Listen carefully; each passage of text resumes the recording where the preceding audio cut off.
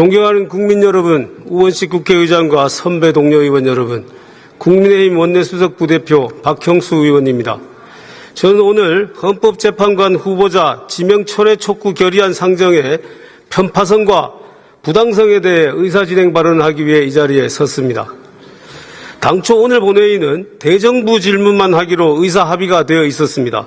그런데 갑자기 민주당이 국회 운영위원회를 일방적으로 소집하여 이 결의안을 통과시키고 본회의 상정을 요구했습니다. 그동안 대정부 질문이 예정된 본회의에서 이렇게 일방적으로 안건을 추가한 사례가 없었음에도 우원식 국회의장은 민주당 편만을 들어 이 결의안을 상정한 것입니다.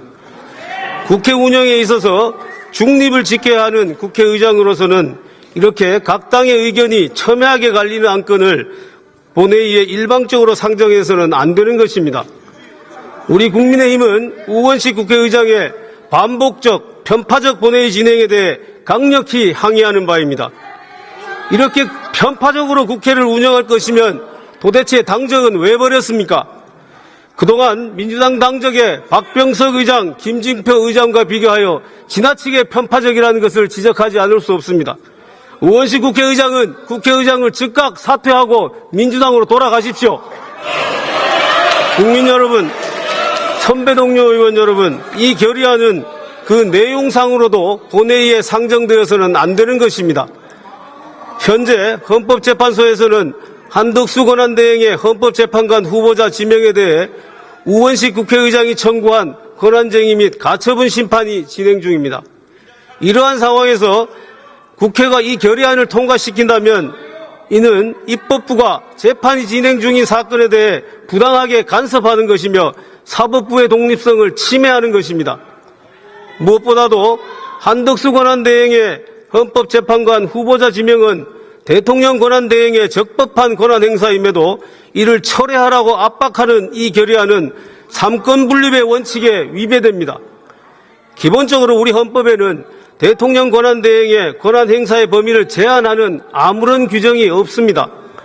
따라서 헌법교과서에도 입법조사처 보고서에도 권한대행의 권한을 제한할 헌법적 근거는 없다고 기술되어 있는 것입니다.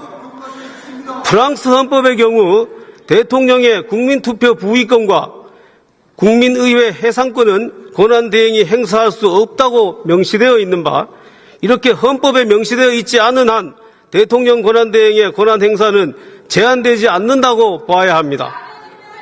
헌법학계에서도 대통령 권한대행의 권한행사에 대해 무제한설, 현상유지설, 거리, 사고, 구분설 등이 주장되고 있으나 이 세 가지 학설 중 최소한 두 가지 학설이 대통령 거리 시에는 권한대행의 적극적 권한행사가 가능하다고 보고 있습니다.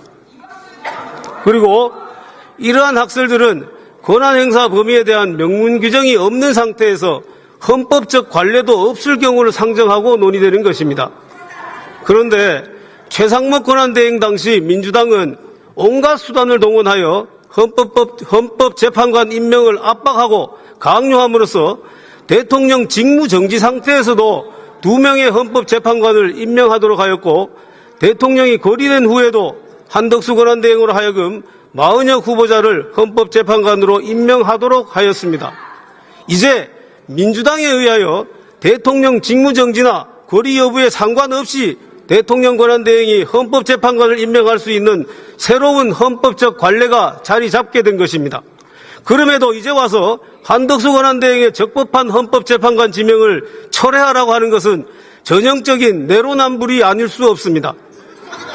우원석 국회의장은 권한쟁의 심판에서 한덕수 대행의 헌법재판관 후보자 지명 행위로 국회 인사청문권이 침해되었다고 주장합니다. 그러나 이는 억지 주장에 불과합니다. 한덕수 대행이 지명한 2명의 헌법재판관 후보자에 대한 인사청문회는 우원식 의장과 민주당이 마음만 먹으면 언제든 실시할 수 있습니다. 후보자 지명 직후 우원식 의장은 인사청문 요청서 접수를 거부하겠다고 밝혔는 바, 오히려 국회의 인사청문권을 침해하고 있는 것은 바로 국회의장 자신입니다. 도대체 누가 국회의 인사청문권을 침해하고 있다는 것입니까? 우원식 국회의장은 헌법재판관 후보자 지명 철회 결의안 상정의 부당성을 지금이라도 명확히 깨우치고 해당 안건 상정을 철회.